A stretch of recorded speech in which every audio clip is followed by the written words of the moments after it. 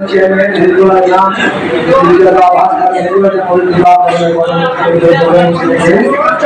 আমি আমার বক্তব্য শুরু করছি।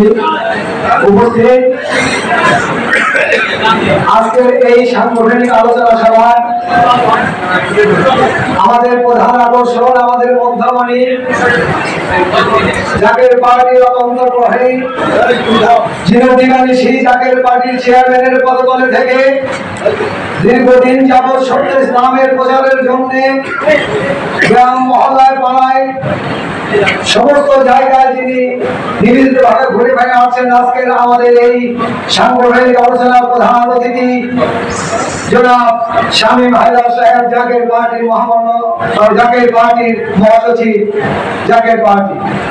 উপস্থিত কেন্দ্রীয় বিভাগীয় নেতৃবৃন্দ, তিনার সাথে সকল সঙ্গে কেন্দ্রীয় নেতৃবৃন্দ, জেলা জাকের পার্টির সকল সহযোগী সংগঠন, জাকের পার্টি ও সকল সহযোগী সংগঠন, অত্র রাজবাড়ী জেলার জাকের পার্টি সর্বস্তরের নেতৃবৃন্দ, সকলে আমার সালাম গ্রহণ করে আসসালামু আলাইকুম।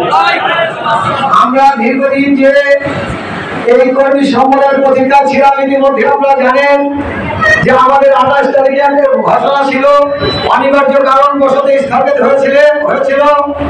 তারই পরিপ্রেক্ষিতে জাকের পার্টির মহামান্য চেয়ারম্যান পীরজাদা মোস্তফা আমিন ফয়সাল মুজাদ্দিদি সাহেব আজকে আমাদেরকে হুকুম দিয়েছেন এই জাকের পার্টি কর্মী সম্মেলনের জন্য। সময় সংক্ষিপ্তর জন্য 4 দিন আগে আমরা ঘোষণা পেয়েছি, 4 দিন আগে ঘোষণা পেয়েছি।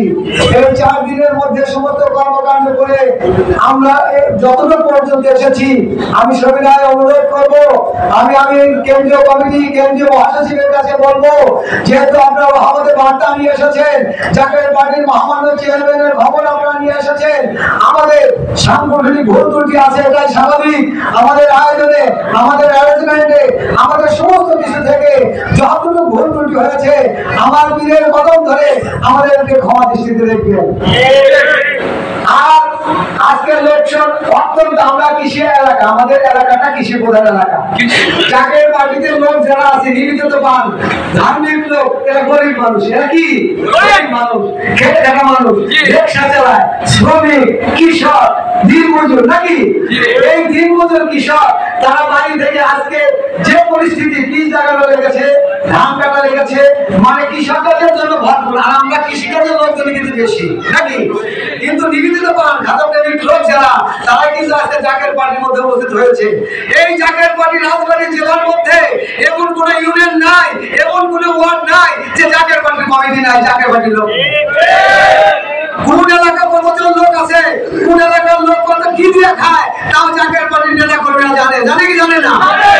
আমরা নিবিড়ভাবে কর্মকাণ্ড করছি। তবে জাকের পার্টি যে আমরা একটা আদর্শিক দল, এটা আপনার অন্যান্য দল থেকে পৃথক, এটা আমাদের কি উপলব্ধি হয় কি হয় না? জাকের পার্টি মস্তকে যারা আপনাদের বিশ্বাস হয় কি হয় না? আমার হুজুর কেবলা কামেল ওলি ছিলেন, বিশ্ব ওলি কামেল ওলি ছিলেন, আল্লাহ পদার্থ ওলি ছিলেন, বিশ্বাস হয় কি হয় না? আমার হুজুর কেবলা মুখের নিশ্চিন্ত বাণী, তিনার নসিহত আমাদের বিশ্বাস হয় কি হয় না? জাকের পার্টির ক্ষমতা যাবে। এই জাকের পার্টি ক্ষমতা যাবে তার একটাই কারণ, আপনি একটু বিচারে বলুন, ভালো করে লক্ষ্য করে দেখেন, রাসূল পাক সাল্লাল্লাহু আলাইহি ওয়াসাল্লাম বলছেন যে 72 কাটা হবে, 73 কাটা হবে, 72 কাটা হবে, এক কাটা থাকবে, নাকি? তাহলে দল অনেক না, পার্টি কিন্তু অনেক, ইসলামিক দল অনেক তো, নাকি? আপনারা দেখেন অন্যান্য দলের সাথে জাকের পার্টির কোন সাদৃশ্য আছে কিনা? জাকের পার্টির কোন সাদৃশ্য নাই, মিল নাই, মিল আছে কিনা? জাকের পার্টি আজানের সাথে কেন আজান মেলে না, জাকের পার্টি নামাজের সাথে কেন নামাজ মেলে না, জাকের পার্টি তোবারকের সাথে কেন তোবারক মেলে না, জাকের পার্টির জিকিরের সাথে কেন জিকির মেলে না, জাকের পার্টির রহমতের সাথে কেন রহমত মেলে না। অর্থাৎ অন্য দল থেকে জাকের পার্টি সম্পূর্ণ আলাদা। আর আমাদের জাকের পার্টির যে নেতা পীরজাদা মোস্তফা আমিন ফয়সাল মুজাদ্দিদি, তিনি একজন কি সৎ, কি তিনি একজন উনার মতো সৎ, উনার মতো একনিষ্ঠ কর্মী, উনার মতো নিবেদিত পান, উনার মতো দায়িত্ববাদী, উনার মতো সাধারণ মানুষের সাথে মেশানো আর একটাই লোক পৃথিবীর মতো নয়। আর আমি ভালো করে বলতে পারি, আমার রাজবাড়ী জেলার মধ্যে, অর্থাৎ এই রাজবাড়ী জেলা জাকের পার্টি মহামান্য চেয়ারম্যানের জেলা, কার জেলা? এই জেলার সভাপতি আমি নয়, এই জেলার সভাপতি জাকের পার্টি মহামান্য চেয়ারম্যান।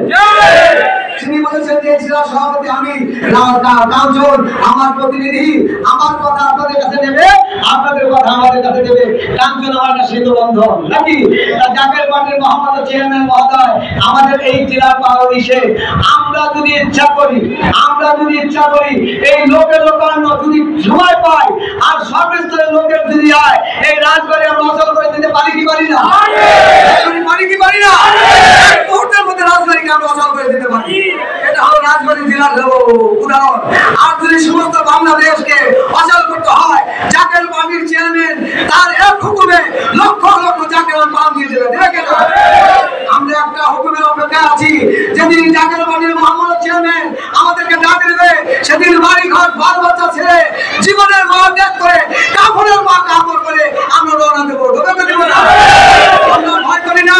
জাকের পার্টি শান্তির দল, জাকের পার্টি সাম্যের দল, জাকের পার্টি ভাতৃত্বের দল, জাকের পার্টি অসহায়কে সহায়তা করার দল, জাকের পার্টি সন্তান বিশ্বাস করে না, জাকের পার্টি মহামারী বিশ্বাস করে না, জাকের পার্টি লুটতরাজ বিশ্বাস করে না, জাকের পার্টি দুর্নীতি বিশ্বাস করে না, জাকের পার্টি বিশ্বাস করে আপামর জনকে সাধারণ মানুষকে মুখে হাত দেওয়ার জন্য।